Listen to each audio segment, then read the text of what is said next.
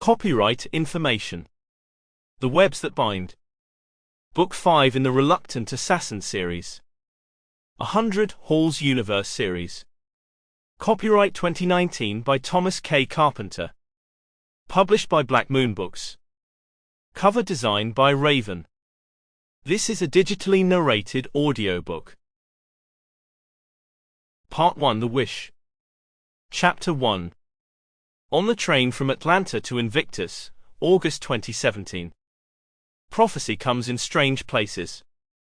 Sometimes even the best plans fail. The words hung in the dim air of the Magtrack Elite Privacy train car as the North Carolina countryside flew past in a dark green blur. Zayn, who'd been leaning his head against the cool glass trying not to think about the fact that it was their last year at the academy, glanced over to his cousin on the opposite seat.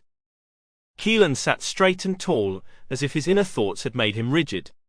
When they'd met up at the station in Atlanta, he'd worn the dark sunglasses of a watcher, but those were stuffed into his jacket pocket, revealing his brown eyes. Sometimes even the best plans fail, repeated Keelan. The words had a chilling effect on Zayn. Had Keelan somehow listened in on his thoughts? Zayn pulled himself away from the comfortable armrest, stiffening to match his cousin's posture.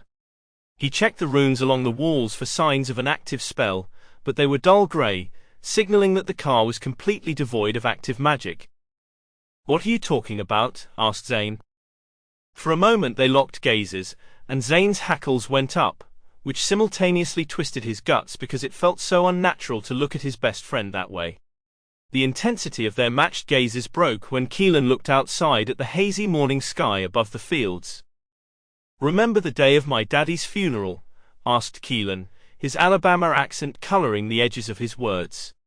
"When I wanted to do nothing but get away from Varna."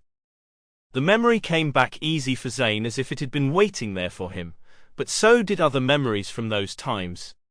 Memories with more at stake to them. "You were throwing rocks at some old junk," said Zayn, feeling the heat from that day as if he were back in that vine-choked forest. "Called me an ice zombie or something like that?"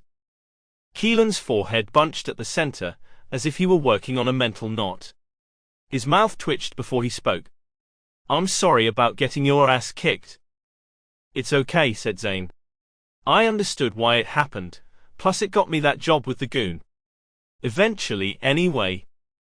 Zayn glanced at the dull runes and the train car, and thought about the other memories from that time, namely that he'd made a promise to himself in front of Keelan that he would end the Lady of Varna. Sometimes even the best plans fail. Sample complete. Ready to continue?